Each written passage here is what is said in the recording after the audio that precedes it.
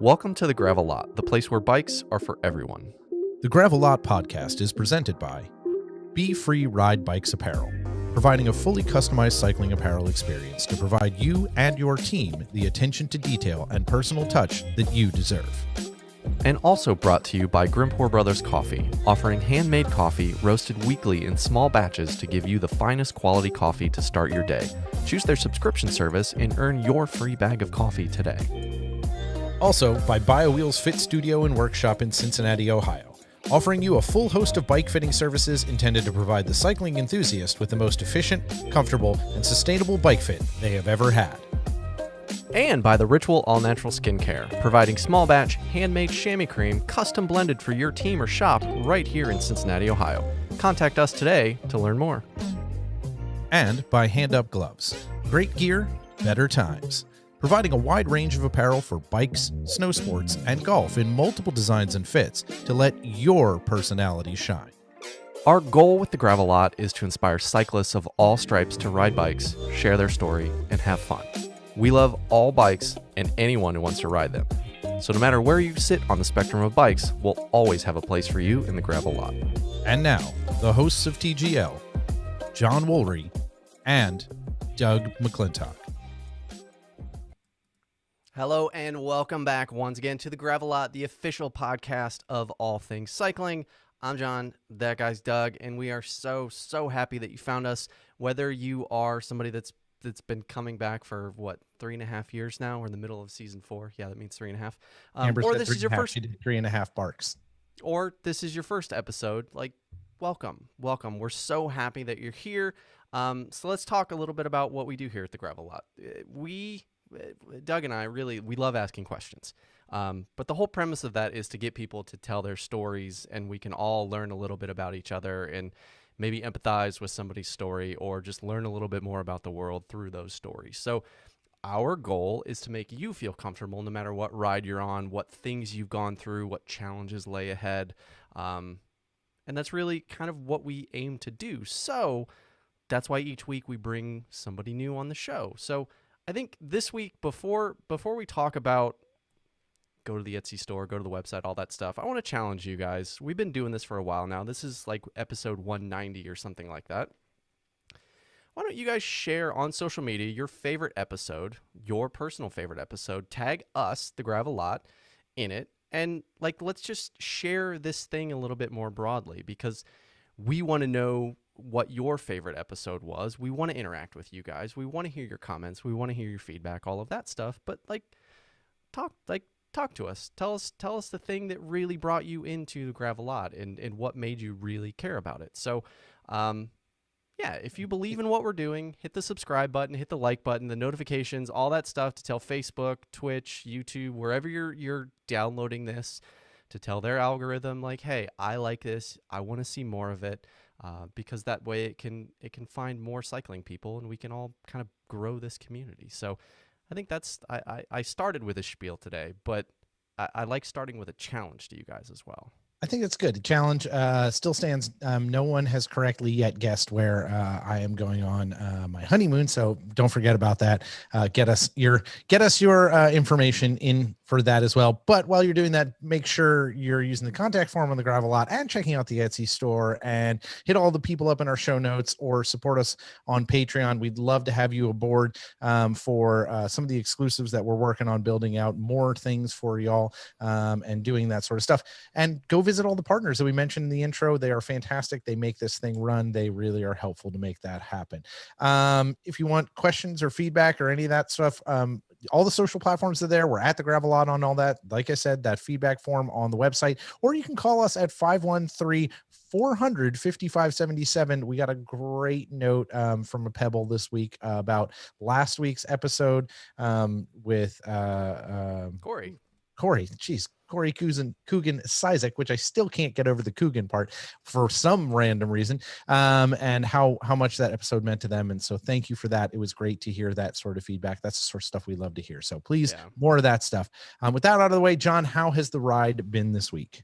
Rocky. I started feeling a little bit under the weather on Friday, but not like, I felt honestly similar to the way that I did after getting my vaccine. Like, I didn't feel sick. I didn't feel bad. I just felt like my ceiling was like 70%. Went to the gym, did all that stuff, went on my run, all that, and was going to go for a mountain bike ride with a good friend of both of ours, Christopher, on yesterday, and was basically up all night where my stomach was having a going out of business sale, we'll call it that. So I feel like I've been battling a bug, so everything has just been like a little bit, I felt a little bit slower, a little bit foggy or whatever, but still got to go to my, spend time with my family for 4th of July. I got to go see fireworks at Kings Island, do the grill out, all that stuff. So that was awesome to do some more family time. And again, like doing things that feel normal and feel like, okay, we're good. Like we're slowly getting back to where we need to be. So, finding the positives in feeling kind of crappy over the weekend. What about you? Yeah, I mean, pretty much the same. Work is absolutely bananas. A lot of new people coming on. It's summertime. Bikes are flying everywhere. And the 4th of July weekend was absolutely nuts. So I've been shoveling out from underneath that. Some family stuff. Unfortunately, my Aunt June passed away suddenly on Saturday. So there's been a lot of that stuff and a lot of processing that. But I think those things are part of the processing of life, right? We all have to deal with those things. They're not easy, they're hard, but they expose your own pain points and teach you a lot about yourself, and and really show you and remind you about how much you care about those other people in your life. So just rallying around the rest of my family and my dad, whose sister it was, and her kids, and my uncle, and just really trying to focus on those things throughout all this time, and gearing up for a kind of wild time over the next month and a half as Ellen and I get prepared to get hitched. So there's like a million irons in the fire in that, and every visit to Ellen's parents is basically a wedding planning meeting. So did that, but I got to the the pool. I did the grill out stuff. Like all that stuff happened this weekend as well. So that was good. And that was nice to do. So that was pretty much it for me. So nothing too much to report other than that. But I think that basically brings us to the place where I don't know. I think we're ready to bring this week's guest in. And I am super fired up because we are very, very lucky to have this person joining us, and they wore their awesome glasses. We are joined by a new Pebble and friend, and someone who people who are fans of the show said, hey, you have to have this person on. And I think it would be hard pressed to not, because we've seen a lot in the social realm and the media realm from our guest this week. She is doing amazing work, living the type of life that we all talk about living, where we're doing good for other people in the space. She describes herself as a fat adventure cyclist, a dog mom, and an advocate for inclusion in the cycling industry and the outdoor world in general. She is passionate about getting butts on bikes, and that's why we adore where she's at. And rather than putting a whole bunch of words into her mouth, we're just going to let her tell her story, and we'll ask poorly timed jokes and questions and as best we can. So with that, Marley Blonsky, welcome to the Gravel Lot. Thanks. I'm super stoked to be here.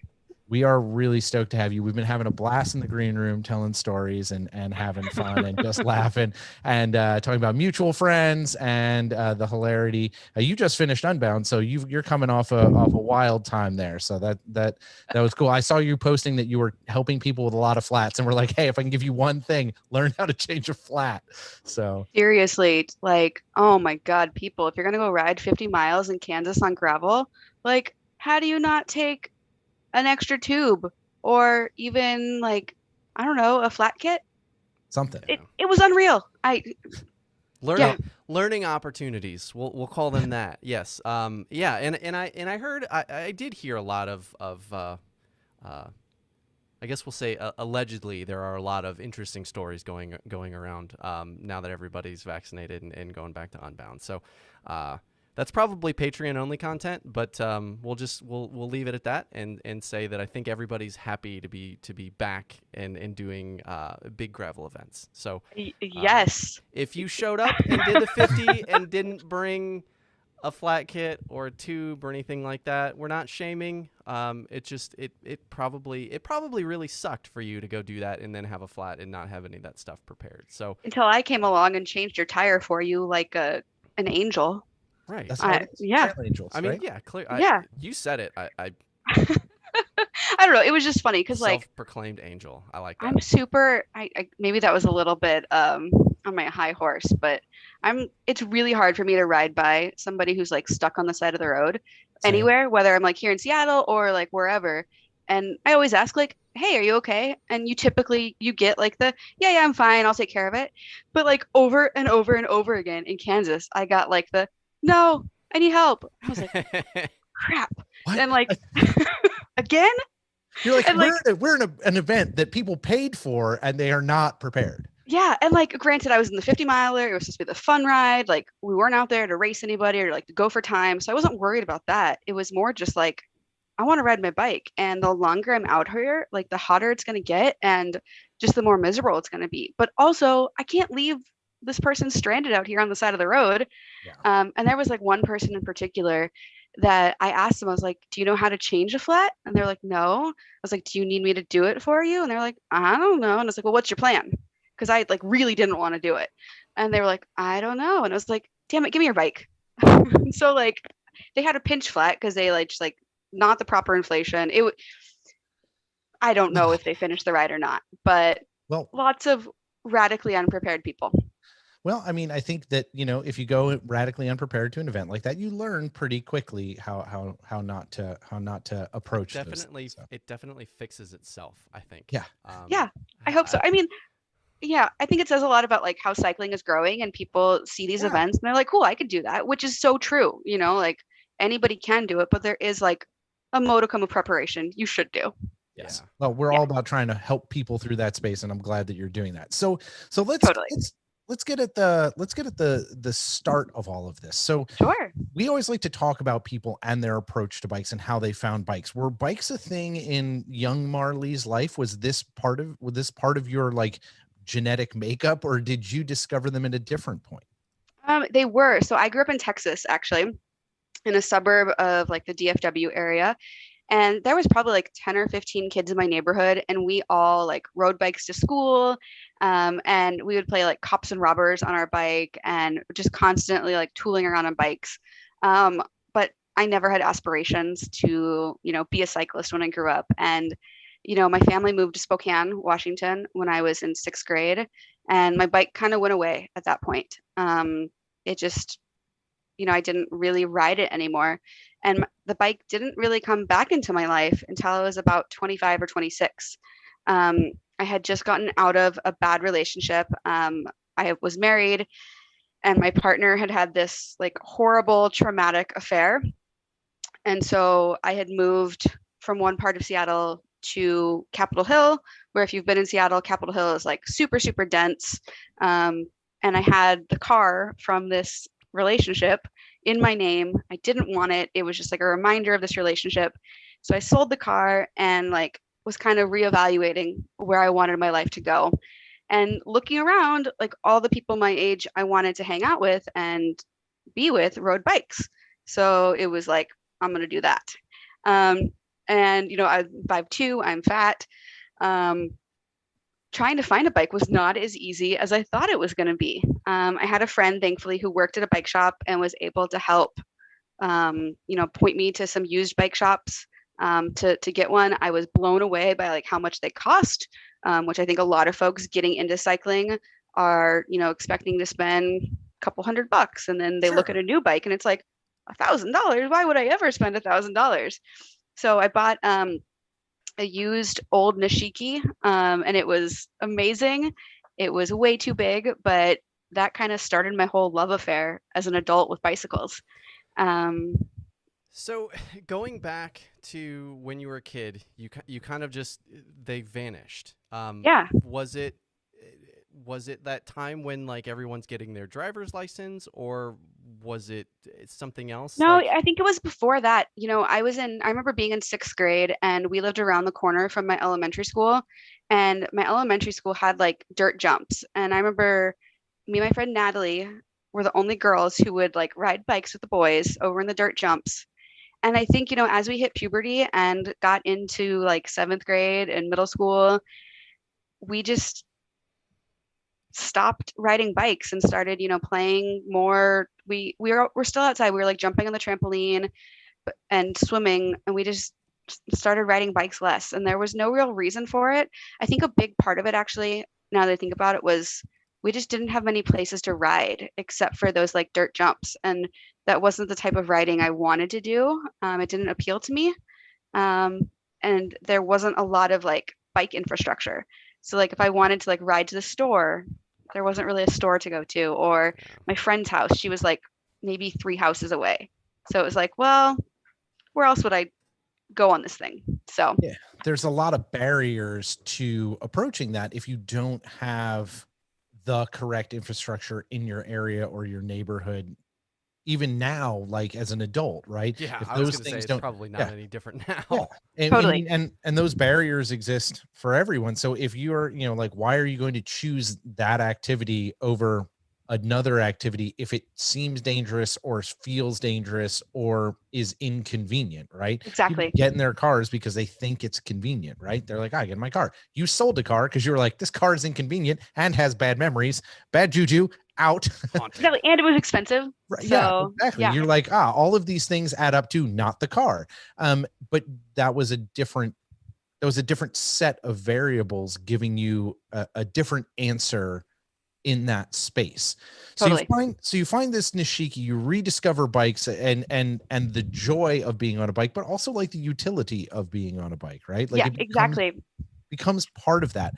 How does that process go from I own this Nishiki and this is a great thing that gets me around to like do my grocery shopping or whatever, to, oh gosh, this is something that I want to do more of? Is it the community? Was it a specific moment? What was it that really got you deeper ingrained into the community?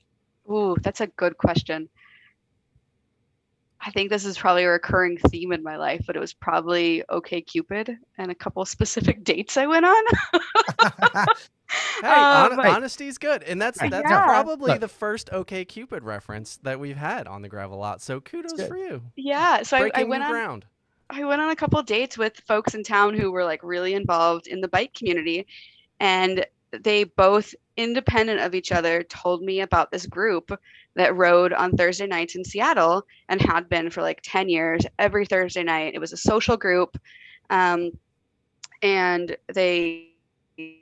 so when it was like the running of the bulls in Spain, they would do a running of the bulls on the bikes where everybody would wear white and then they'd have like two people dressed as the bulls and chasing you through the streets. Or they would do a slip and slide ride where, you'd ride through town and then to a secret location where somebody would set up a slip and slide. So it really became a community thing for me, where that's where I made friends. That's where I found people that were kind of a little bit weird like me. And then through them, I learned about bike camping. So I'd grown up camping my whole life. Always been a summer camp kid, been a summer camp counselor.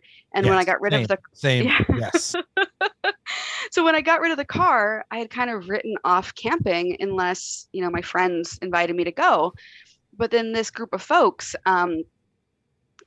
every year planned a number of large group campouts. And when I say large, I mean like 60 to 100 folks, like on their bikes, fully loaded, like going 50 to 60 miles, and kind of a rolling circus on wheels.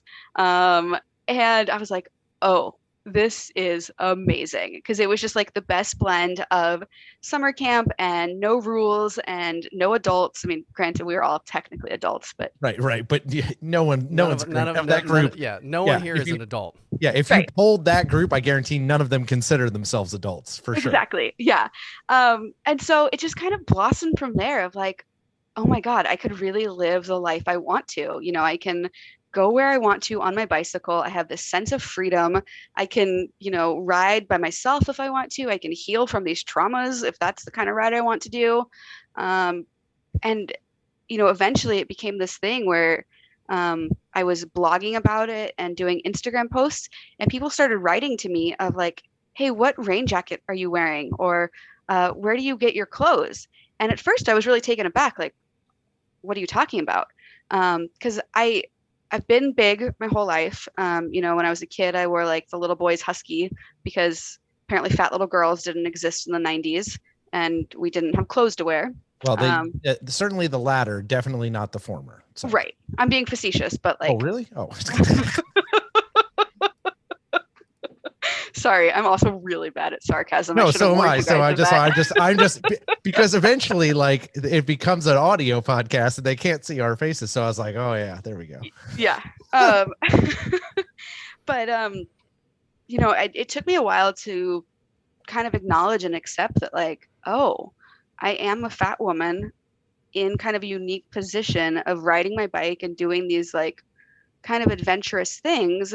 There's other folks who could benefit from my experiences, whether it is figuring out clothing or weight limits on frames or breaking spokes on wheels. Like, we don't all have to go through this awful thing. I can share my experiences and make it better for somebody else. And so that was really the genesis, and it's continued to grow from there. So let's pause for a second, because you're jumping, like you're moving, you're dropping us essentially is what's happening. Sorry. Like you're dropping. No, this is how you're going. On the conversation. I try not to drop anybody on a ride or a conversation. So you covered part of what one of my questions was going to be, because you go through this traumatic breakup, and at that point in anyone's life, you're like, who am I? What am I? What am I doing? Where is my tribe? And knowingly or unknowingly, you kind of found it. But for you, in getting engrossed into the lifestyle, for you, did it feel like it was more, I'm becoming part of the cycling community, or I'm just hanging out with my friends and it just so happens to be the thing that we do is all of these things on two wheels? Ooh, that's such a good question. Um, Kind of both. I've never really felt like a cyclist because um, I kind of felt like an outsider always. It wasn't until this year that I had a pair of bibs that fit me or like a jersey that fit me.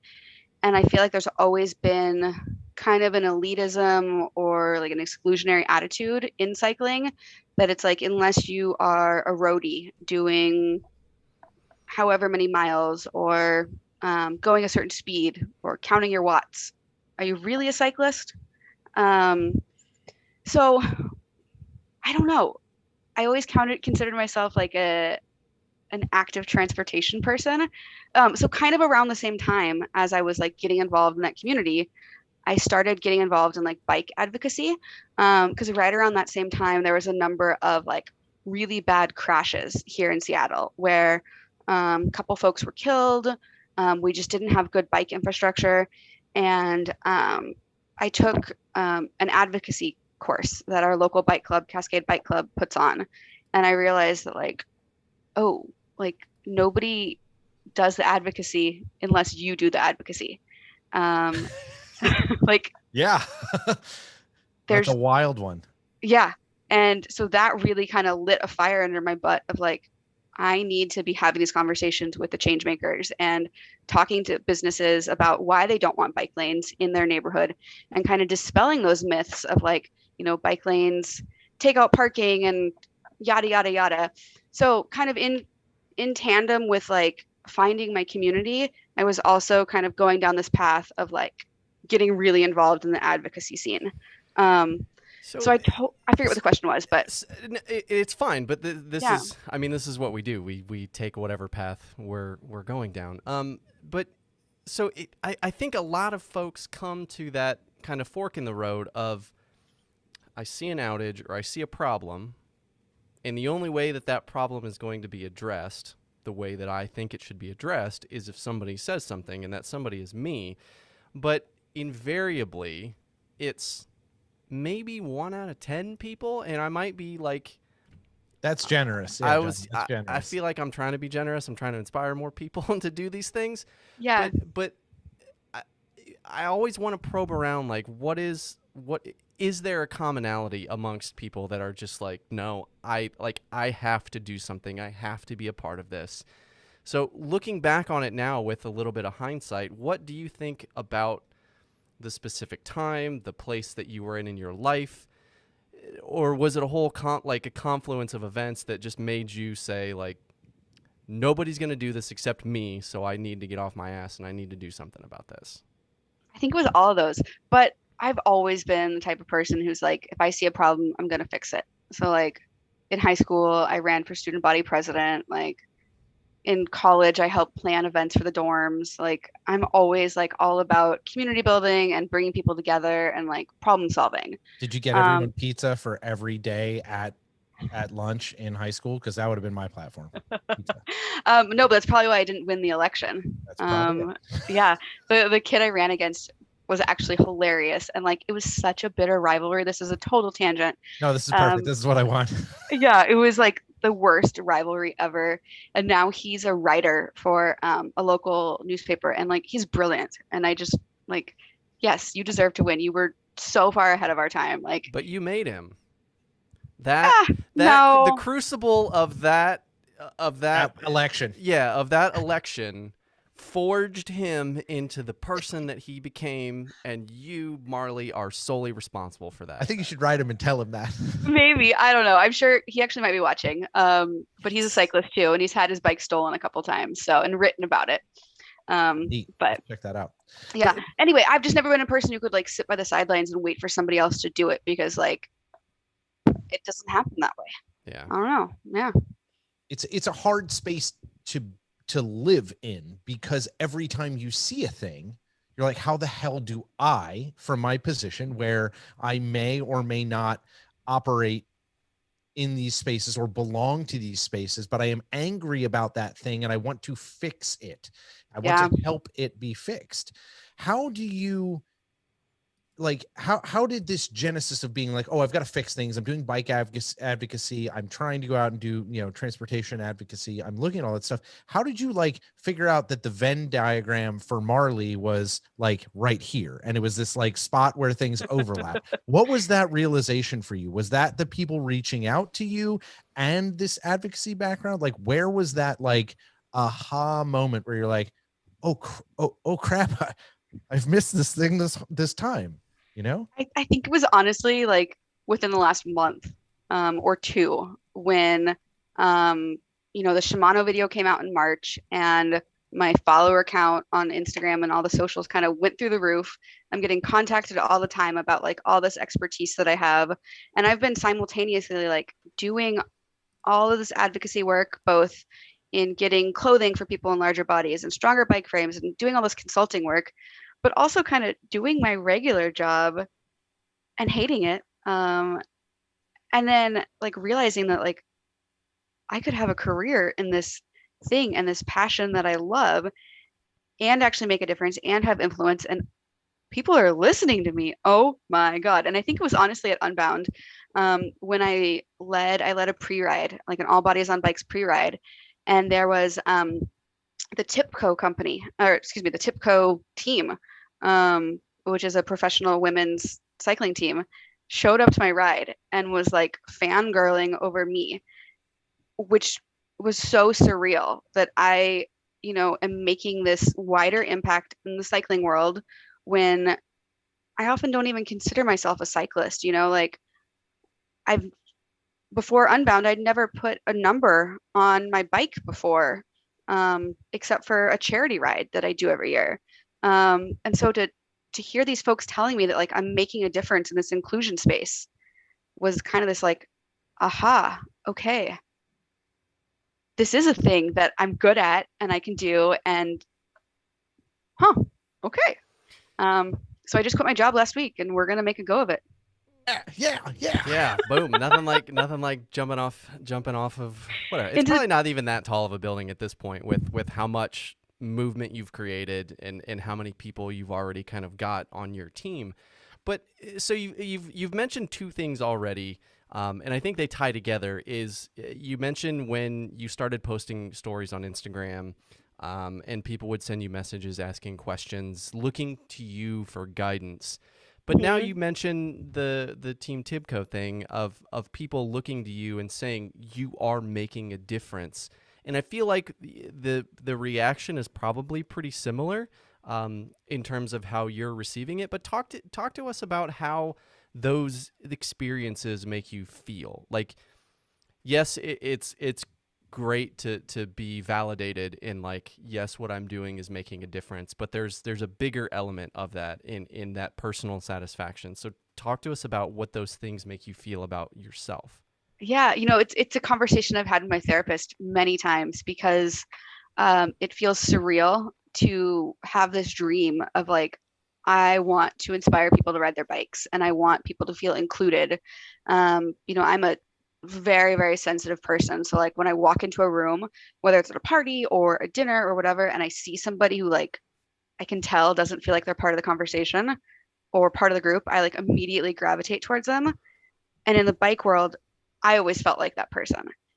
And so to feel like I'm making a difference for somebody who never felt included or never felt seen, it's unreal. It's just like, it's gratifying.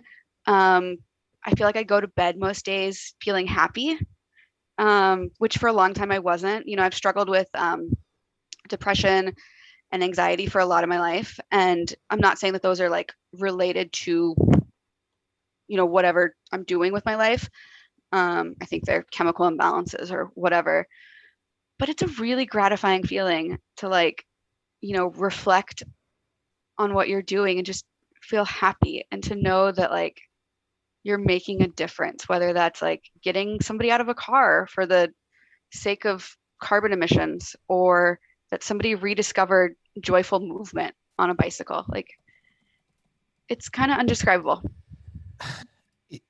I I feel like the validation, and this is just the Leo in me, is like, yeah, no, what I'm doing, what I'm doing is good, even though I already knew it was good. I already Yeah. knew what I was doing was good work, but to hear someone tell me that is like, oh, keep doing more of it, right? It inspires me to be like, oh, did y'all like this? Do you like this painting I made? Oh, this painting I made is really awesome. Oh, I'll make more of these paintings, as many of them as I can, you know? Right.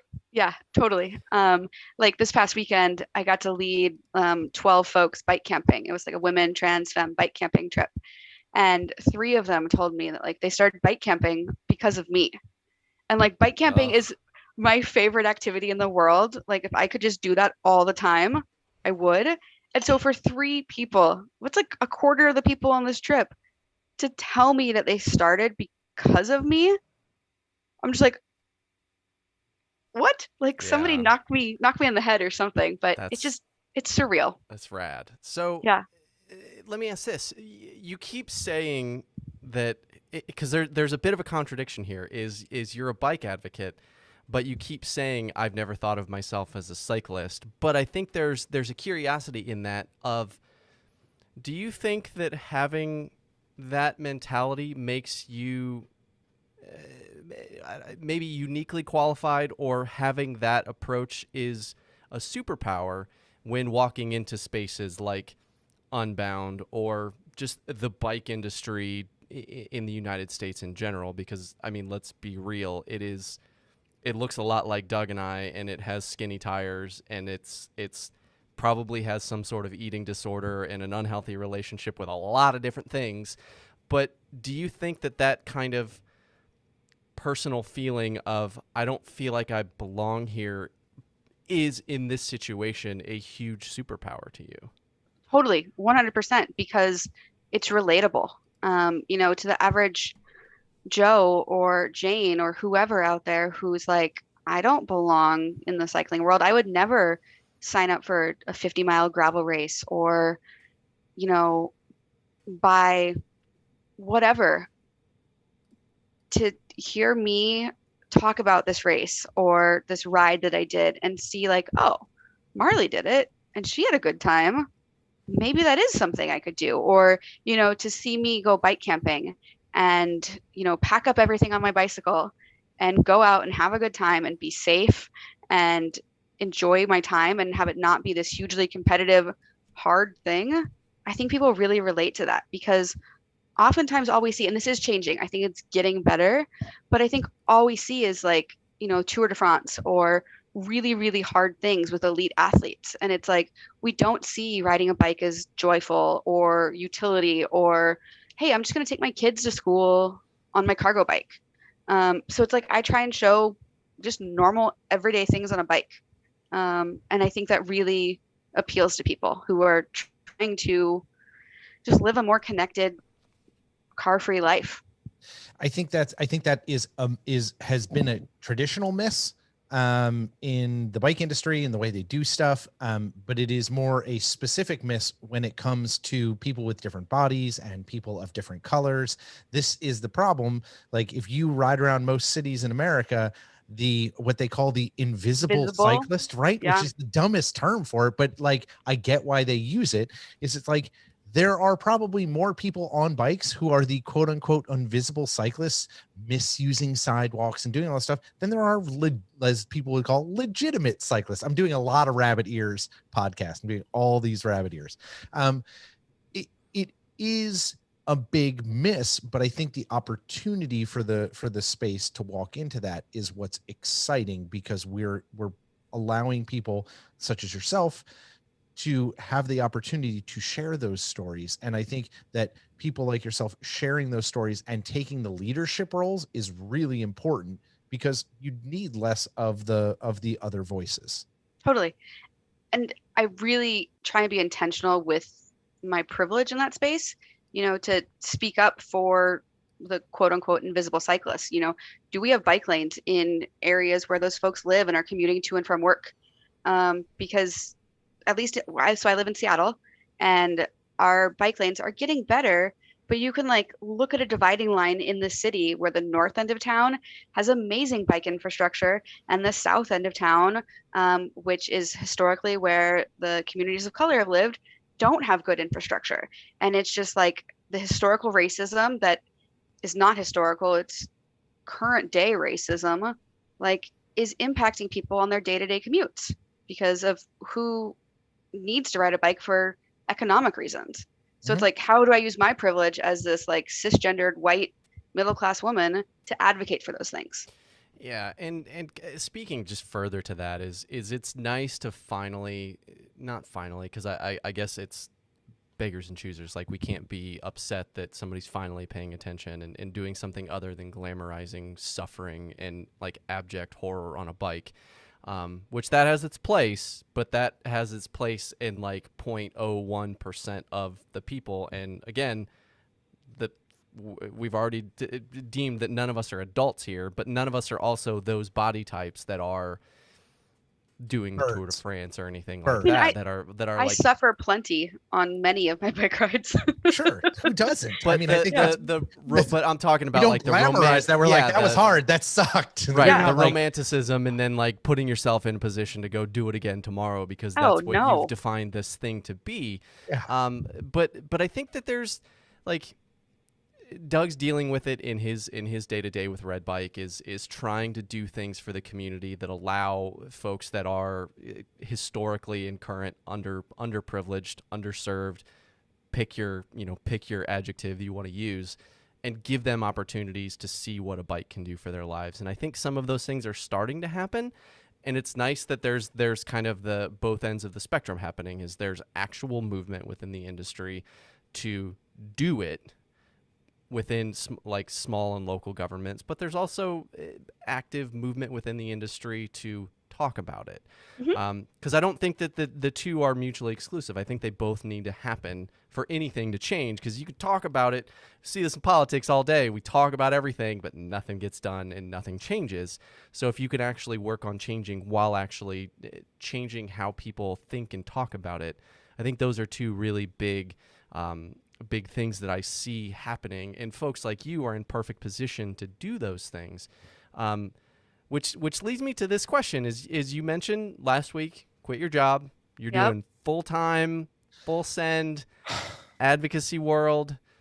So may the power of Christ compel you. Yeah, right. Well, I'm Jewish, so maybe not. Sure, maybe hey, whatever, cool. Sorry, didn't mean to make that awkward. Doug that's good. No, I'm just that was great. That was perfect. That's perfect. Thank you. That was so good. So, it's a huge leap, and for the people that we were talking about that have jumped into the advocacy space and understand how hard it is to constantly feel like you're trying to go find money or find where the funding source is going to come from.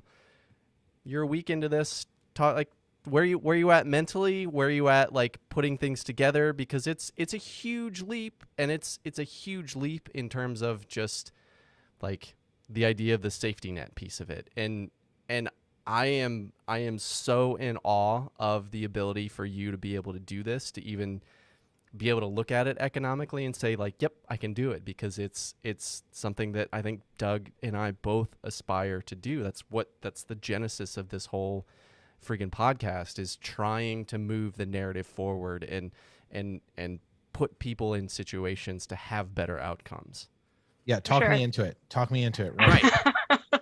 Talk me into it, and then call my fiance and be like, we'll be okay.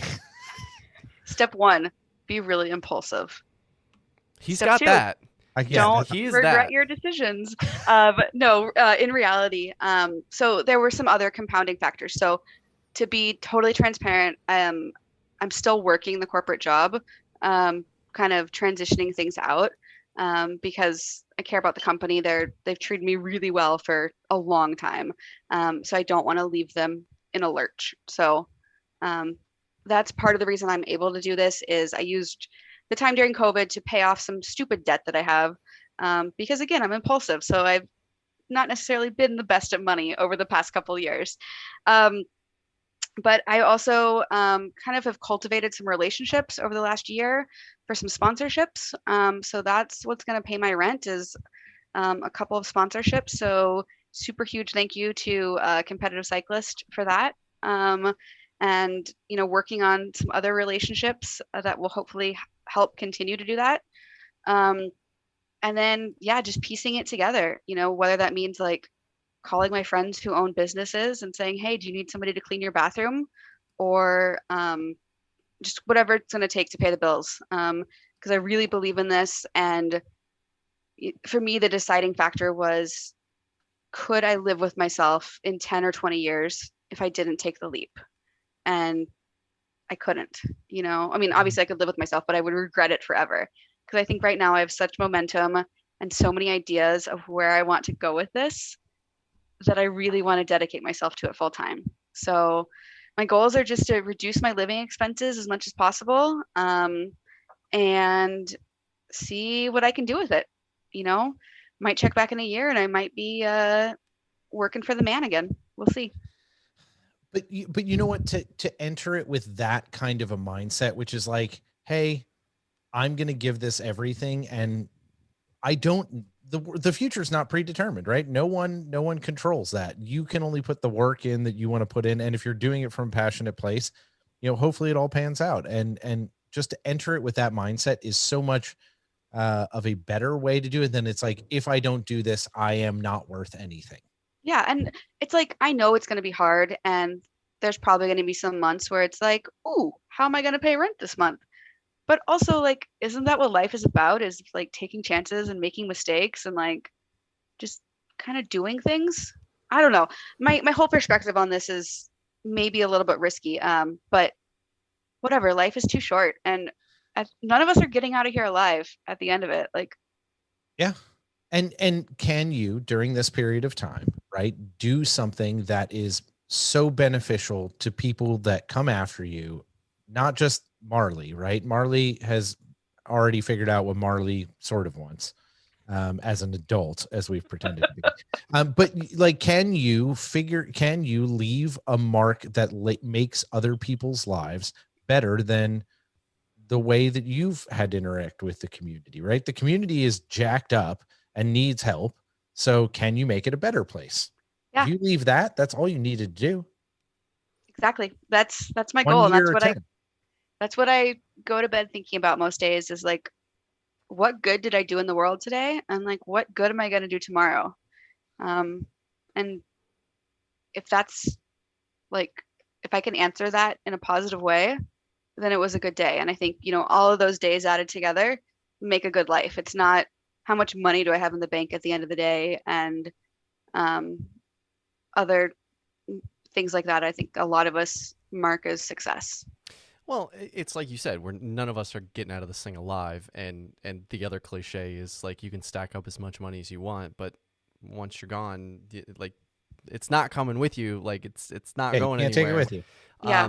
So I will also say that it's easy to say these things right now because I have money, and I'm not like fighting tooth and nail to pay my bills or to keep a roof over my head, and I'm very privileged in that way. Sure.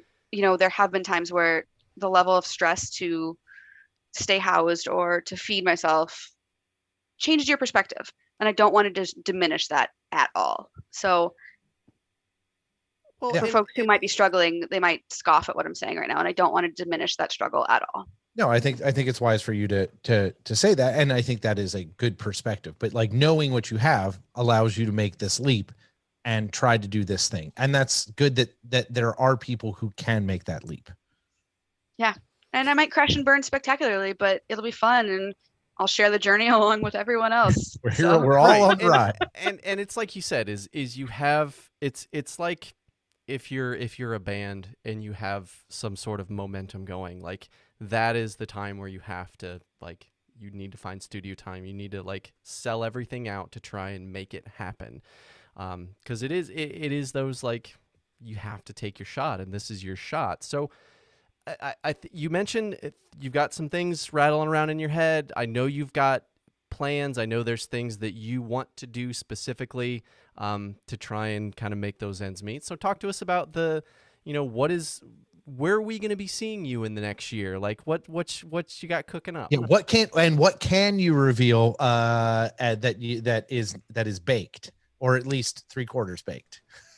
Is there anything that you've like, this is a thing I'm going to do, or do you have some things you're like, this is what I want to do? Because we can also manifest things here. We are definitely going to manifest some things All in right, the next let's 5 manifest some minutes. stuff. All right, All right. we got plenty of pebbles that are influential people, so let's manifest some stuff. Yeah, if I say anything over the next 5 minutes, it's just like, oh, that sounds good. Let me hear from you.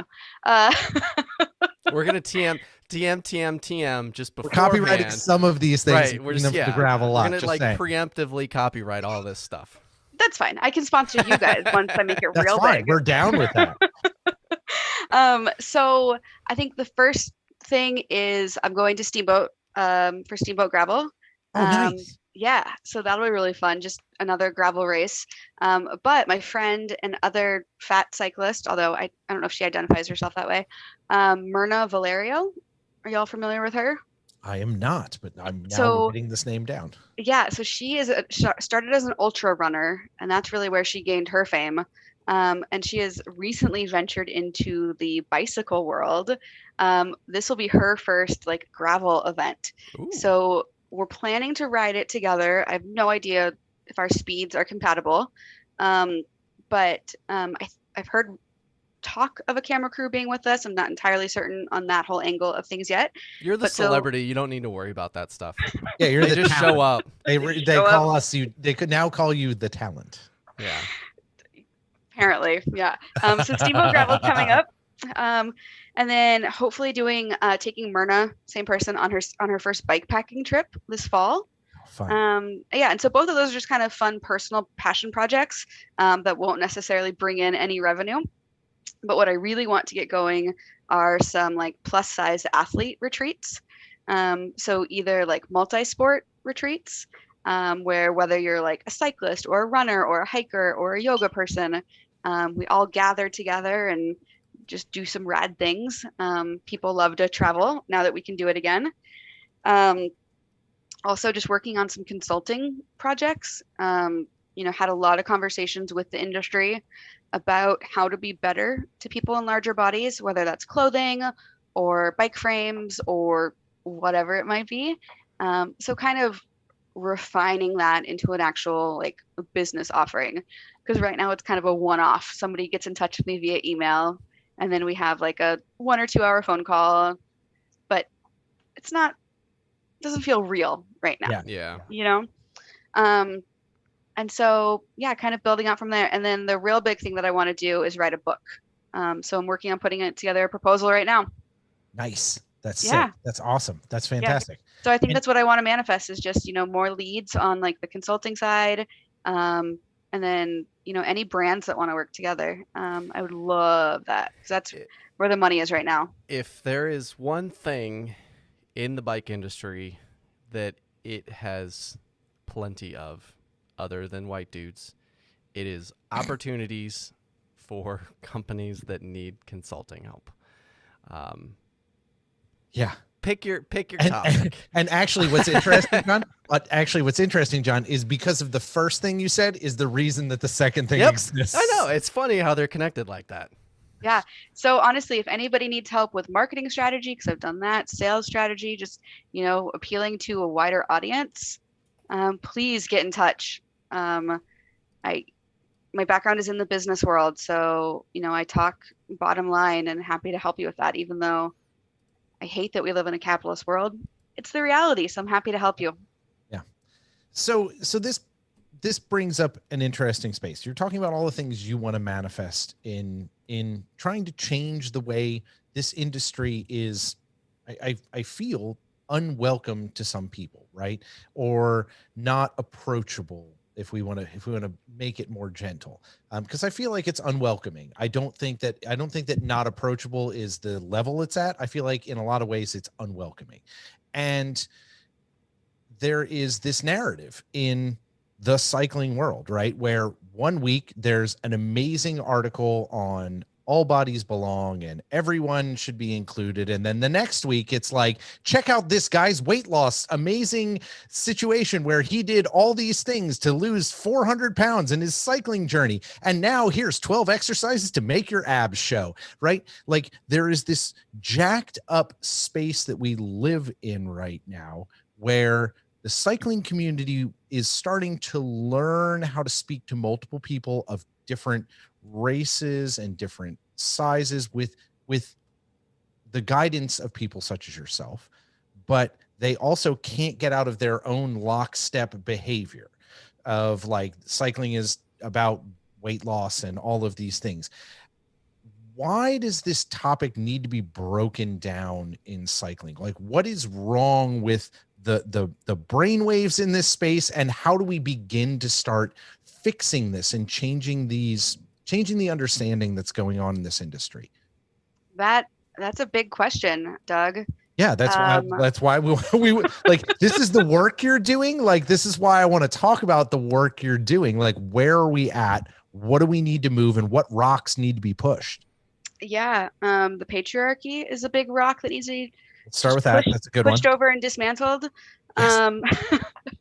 No, but not being facetious. That's not facetious. I agree with you 100%. It's being a little bit flippant though, because it does run deeper than that. I think this country has a lot of deep fat phobia that runs through our whole narrative about exercise. And it's not just cycling, it's running, it's PE classes for kids, it's the presidential fitness test, it's all these things where being fat in this country and in this world is the worst thing imaginable. There's been studies done where people say they would rather like lose an arm or a leg than be fat. And it's just so unconscious. I can't say that word, unconscionable. People can't imagine being happy and being a bigger person. And so there's so many things that need to change in our society. And I think, telling stories of people who are fat and are living fulfilled lives at just the size they are and don't want to change their lives is one place to start. Changing the narrative from exercise as a form of punishment and exercise as a way to change your body, as exercise is joyful movement. And this is what makes me happy. And this is what feels good. Whether that's through cycling or dancing or running or yoga or whatever it is. For me, it happens to be cycling. Trying to think about what else you asked there. I don't think we can isolate cycling and change the narrative. It's because cycling doesn't exist in a vacuum.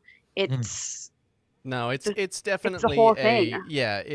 Cycling is it's almost just a symptom. Yeah, it's a cling on to the the broader construct of what kind of our society. I was going to call it Western society, but I do feel like you're right, and it's very much a global perspective. So it leads me to the question, like, why is this such a heated topic? Because it seems like when you go to the internet, somebody that wants to talk about weight loss is either preaching to you how you have to lose it very aggressively, or they're being overtly critical of, well, how did you let yourself get this way? Like, why is there so much aggression and frustration and like vitriol around this just as a topic? Like, if we're talking about it's just joyful movement, well, because people don't like that fat people are okay with being fat. They want us to always be smaller, and that it's not okay to be happy with your body the way that you are, and that you must be wanting to change it. So like, when folks come into my DMs or emails talking about weight loss or whatever it might be, I either don't respond or I try and change the narrative, because I don't ride my bike to lose weight, full stop. I'm not going to give other people advice on how to lose weight. That is not what I'm here for. and I'm not going to talk about it. Do you think that those people have their own body image issues and they're just parlaying it out into the world and like bringing other people into the misery? Probably. But I just try not to wade into the negativity of it. How? Like how? Like honestly, like how? If you're getting to a point where you have what, like I have, 12,000 something, yeah, like 12,500 followers. that's a lot, and Yeah. just based on what we have and multiplying accordingly to get like a good gauge on the amount of people that are coming at you, like there's a how do you not take the bait at some point? It just doesn't come. I know that sounds like unrealistic, but I think Kaylee and I have both, and the fat community in general, have done a really intentional job of cultivating positive spaces, setting our boundaries of what we will and won't talk about and engage in. And every once in a while, I will get somebody who says something, but for the most part, it just I feel like I exist in this weird, amazingly nice corner of the internet. And I hope that this doesn't like destroy that. I will blame you all forever. But it's like, No, we're No, thankful. we're thankful. Our corner of the internet's pretty good too. Yeah, yeah, I feel like, you put out positivity, you get back positivity. And it doesn't always work that way. But like Sure. the film, for example, so All Bodies on Bikes have been viewed 200 something thousand times on YouTube. Right. There's a million something, not a million, but there's a ton of comments on there. And for every negative comment, there's like tenfold positive comments. And people, like, we don't need to be the ones going in and defending ourselves or speaking back because the community does it for us. And it's funny because like when before the film came out, we actually did a training with the Shimano media team and like their social media team about what we wanted them to moderate and regulate. Because if somebody comes on there and says like, oh, look at those fat women riding bikes, like, are we okay with that? right. Well, that's what we call ourselves, so yeah, we are okay with that. Right. And I think that's also part of it, is like, by calling myself fat, it takes away the power of the word. It's just a neutral fact of life. Mm-hmm. Yeah, it's just it's a descriptor at that Exactly. point. It has Yeah. like no emotive value. Yeah. Yeah. And that's what I'm trying to get at. Is like, fat is not a bad thing. It's okay. It's who I am, and it doesn't make me a good or a bad person. It doesn't make There's no inherent value in being fat or not fat or healthy or whatever. Like, You're a human being yeah, with a brain and heart and a Well, body, and the body that you're in does amazing things yeah, regardless of how other people perceive it. exactly. And none of us are promised this body tomorrow. And will your friends still treat you the same if your body looks different?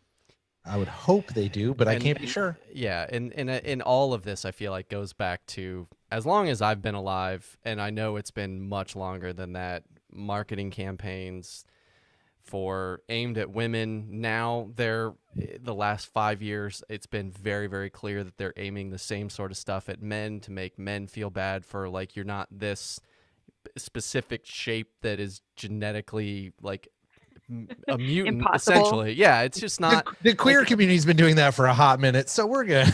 But Yeah. it's this like long-term wave that just comes in and inundates you, and it's inundated all of us.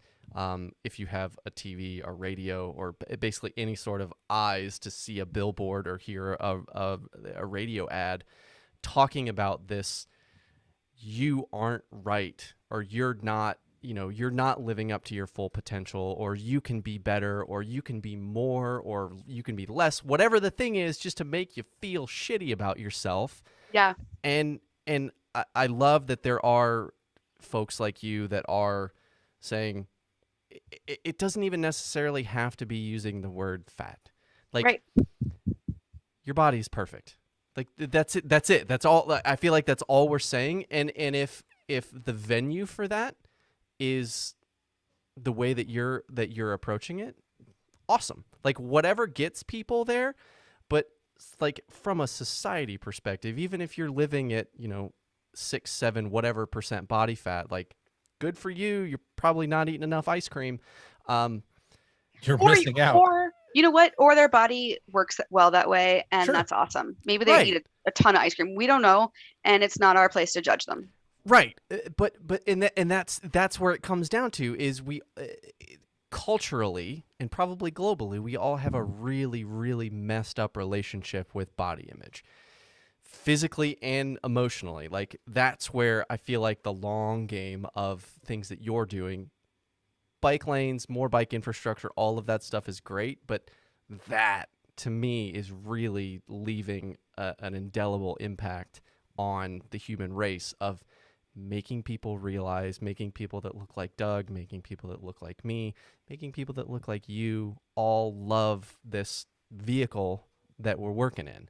Because, yeah, you can make it more, you can make it less, all of those things, but like that's not where you are now. And That's and not the Exactly. that's importance making it of seem being like that. alive. Yeah, and you're missing out on exactly what's in front of you because you're focused on like this goal that you've set for yourself. That's, if you want to go get it, cool, but also like love yourself just as much now as you do when you go get the goal.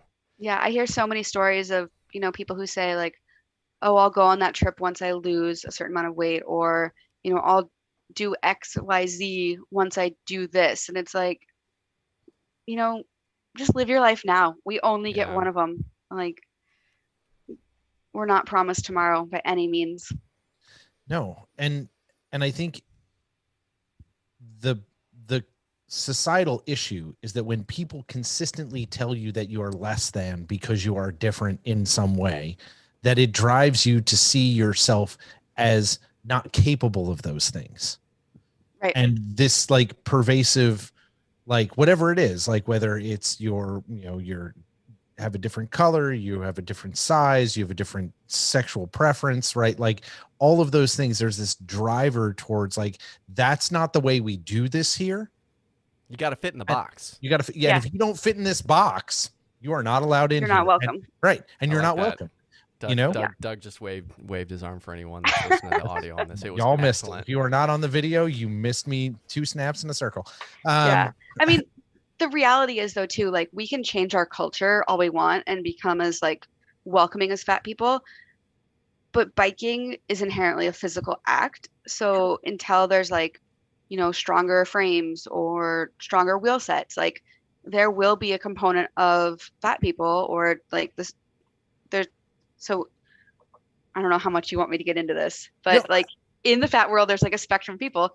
Sure. Like until we make bikes and clothing for larger bodies, it will still be exclusionary. So that's also part of the work I'm trying to do is like get stronger bikes made, like get bigger clothes, like so that way somebody who does want to get into it has the opportunity. Yeah. And to do it safely.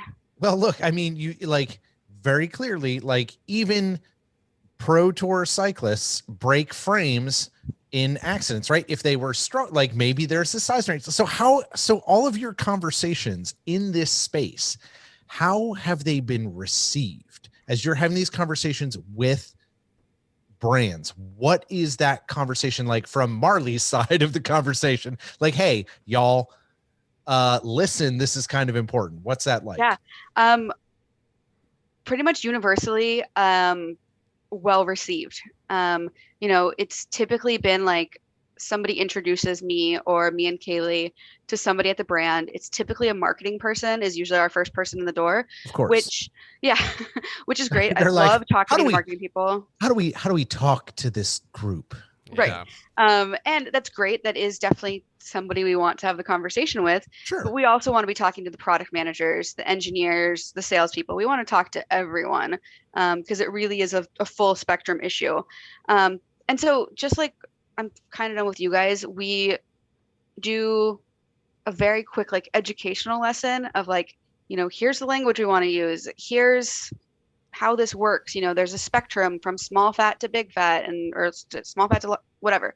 And then we talk about, bike specific issues, whether it's low frame weight or unable to find frame weights or wheels, or we kind of walk through it. And then we walk through case studies of brands that have done collaborations well, or if it's a soft goods company. So if it's somebody who makes clothing, we talk through the specific issues that are going on there. Whereas if it's a frame maker, we talk about those. And it's a lot of back and forth questions. A lot of brands have never thought about this before. So the first conversation is typically just a lot of like wide eyes and, oh God, like, oh, there's so much work to do. Yeah. But then you can start to see the wheels turning and people will realize that like, oh, this is a really big segment of the market we're missing. And you start to see the dollar bills and like, okay, like she's onto something. And so then it's typically like a number of follow-up conversations. So it's like, but they there's get traction. it. There's traction. Oh, yes. Everybody that we've talked to has been 100% on board. Hearing that makes me excited. Yeah. Because it's been awesome. That's a game changer. I think it's going to be, honestly. Wow. And it's proof that not only is, at the end of the day, like, say what you will, but they're all in it to make money. Right. And yeah. the fact of the matter is there's, all right, full disclosure, I have broken a lot of wheels, and I'm an average build dude, and there are wheels, I'm 6'4" and like pretty like there are a lot of sets of wheels on the market that I can't buy. Yeah. Because I'm like 195 pounds. That's insane. Yeah. Like to Doug's point, if you want to build stuff for the tour, for climbing stages, and you're willing to risk breaking the wheels or something like that for, to win a climbing stage, sweet.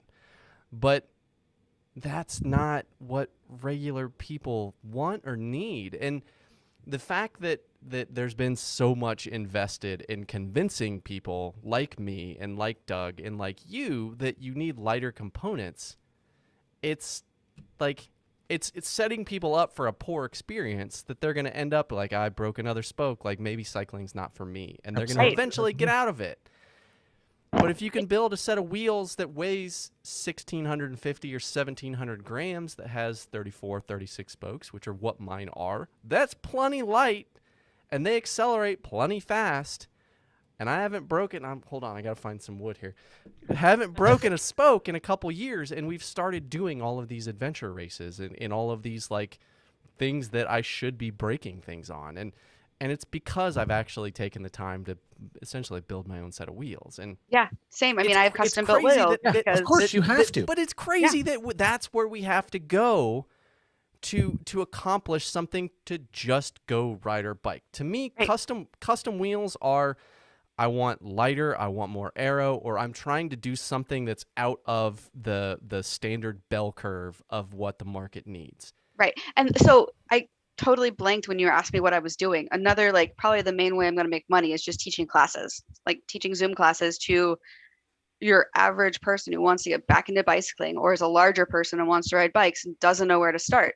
And that's one of the conversations we have is you can have custom wheels made. It's not that expensive, and you're going to save yourself so much trouble down the road.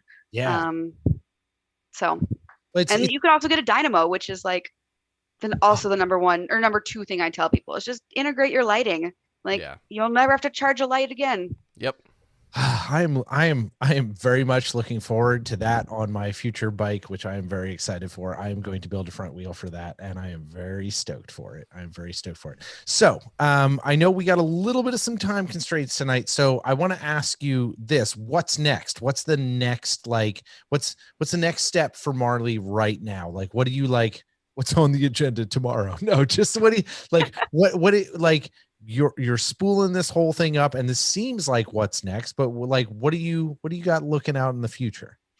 I would love to turn All Bodies on Bikes into like a nonprofit. This has kind of been, so, we've kind of danced around this subject a little bit, but I'm not in this to make money.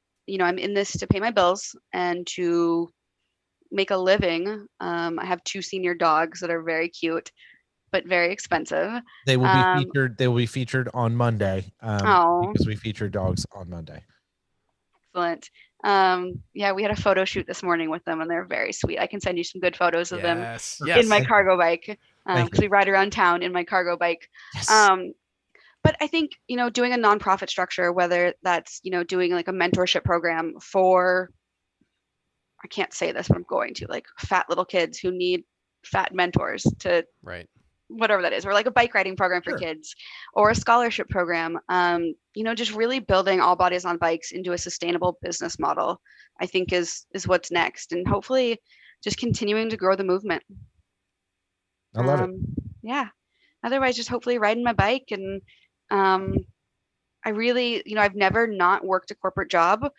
So maybe once my dogs are gone, a long bike tour, because I've never had the freedom to do that before. Right. Maybe the Baja Divide.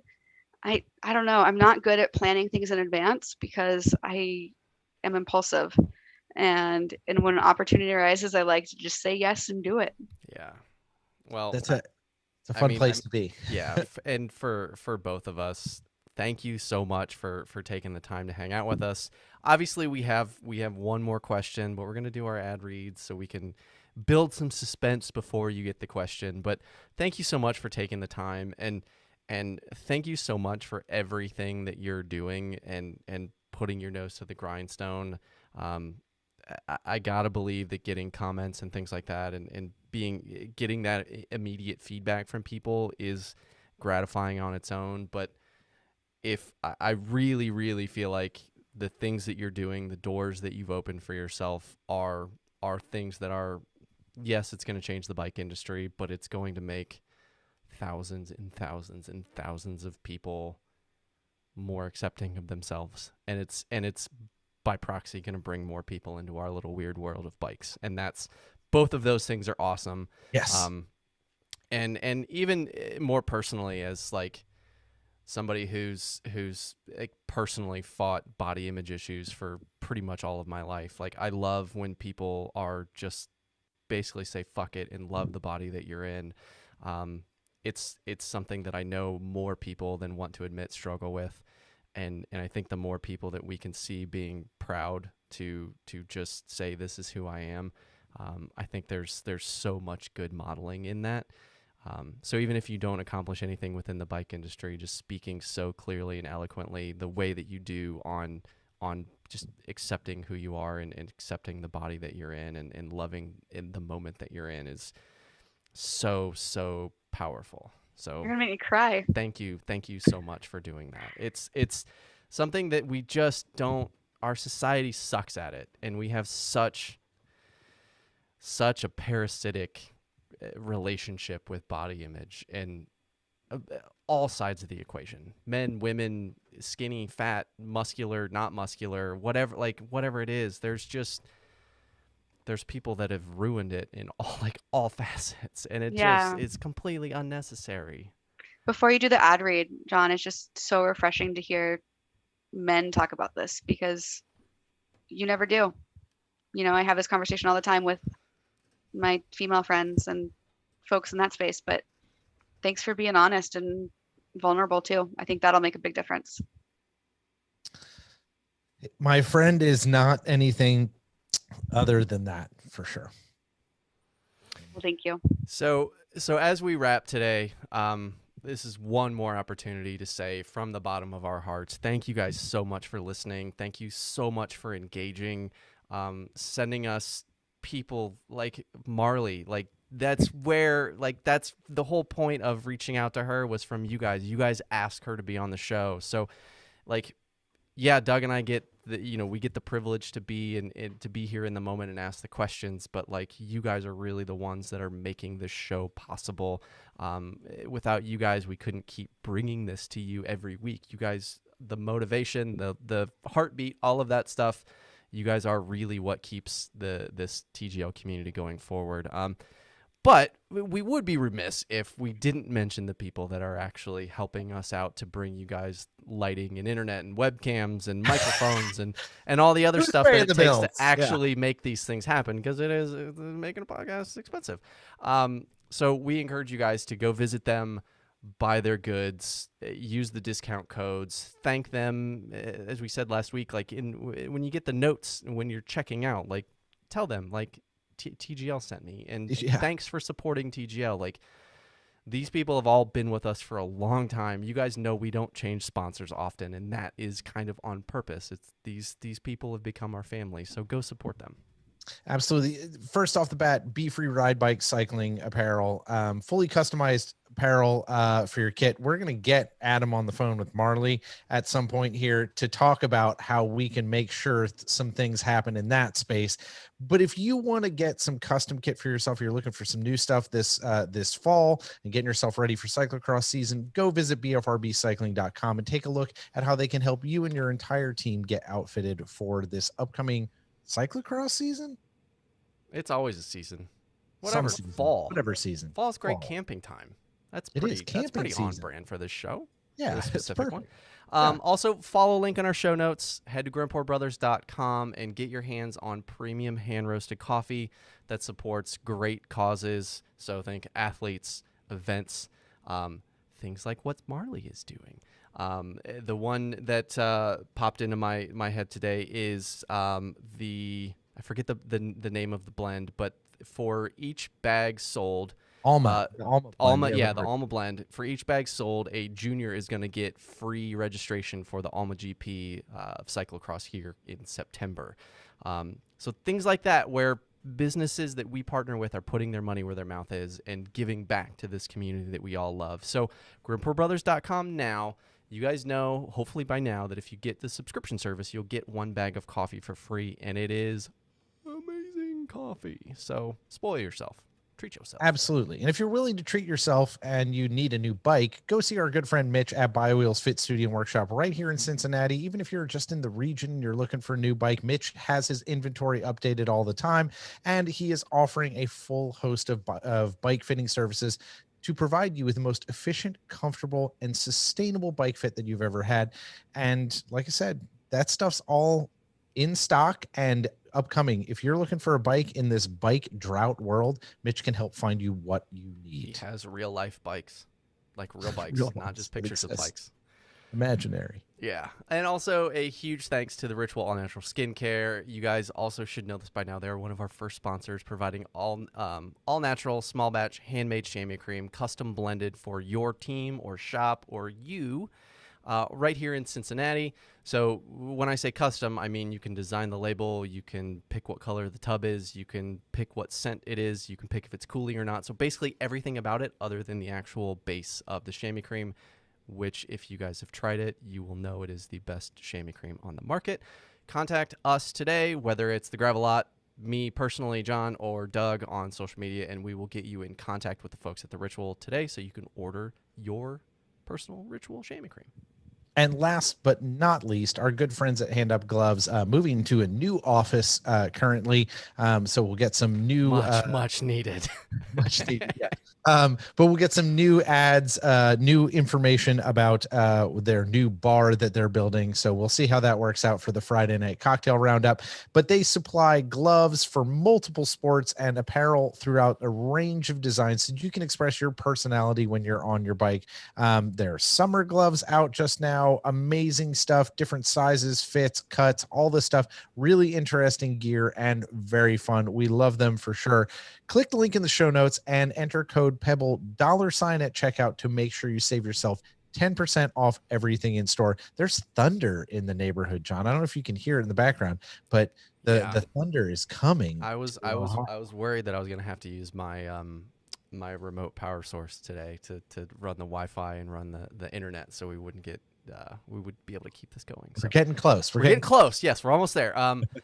Said it before. We'll say it again. We love hearing from you guys. Be sure to subscribe to the social feeds. We're at the Gravelot everywhere. You could basically Google Gravelot, and the first 3 pages are all going to take you to whether it's the YouTube videos, the live streams, the podcast, Beeline articles, Girls Moving Mountains podcast, Pink Blue White podcast, the Bike Shop show. There's a lot of stuff on the gravelot.com for you guys to go interact with and be a part of.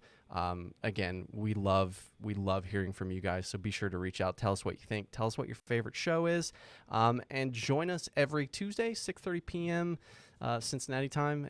I always forget, like, it's Eastern time right now, but then it's Eastern Standard Time or Eastern Daylight Time, whatever, New York time. It makes it easier. We're on YouTube, Facebook, Streamlabs, Instagram, Twitter. We're easy to find. Our new intro and outro music is from Wadaboy. Many thanks to him for all the music. Check him out on all the major platforms and enjoy all of his sweet slow jams. Like, I feel like that's like kind of his vibe. Yeah. And I'm feeling it as I roll into the summer. It's some good summer music. It is great, like summer, Porch. like margarita weather. Yeah, hanging out on your porch, having a cocktail, do whatever you do.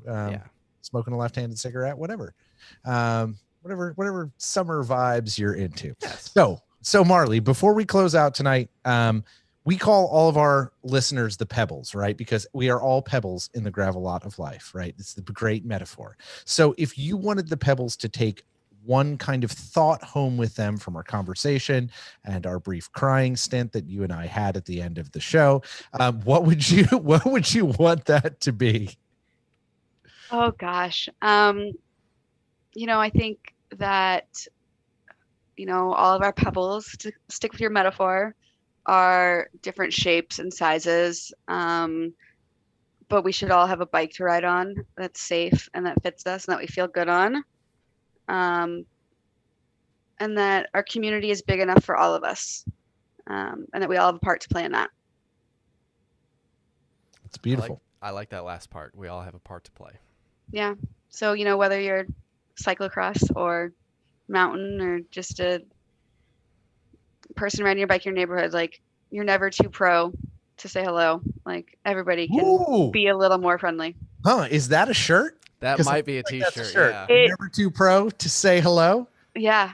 Let's make it and split the money. All Sound right. good? We can do that. Let's make it and give the money someplace. Yeah. All right, I'm with this. Yeah. Never too pro to say hello.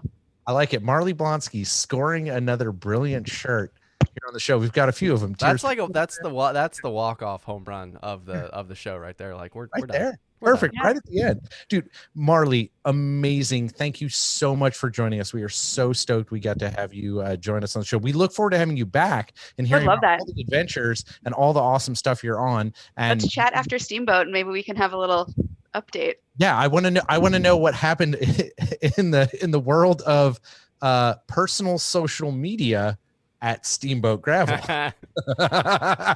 Allegedly. It's always important to put the caveat on it. Right. There's always an asterisk in everyone's batting record. So as always, a huge thanks to all of you Pebbles, old and new. We can't do this without you. As John said before, we love your support. Click subscribe, engage, all that stuff. Visit our site. We'd love to have you become a Patreon supporter. Send us all your suggestions. We'd love to have more guests as we line up the rest of the summer, people you want to see and hear from. And that is all for this week. So be sure to subscribe, follow, and engage, because as we say, decisions and trails are made by those who show up. So if we don't see you on the trails this week, we'll see you next time. Bye, John. Bye, Doug.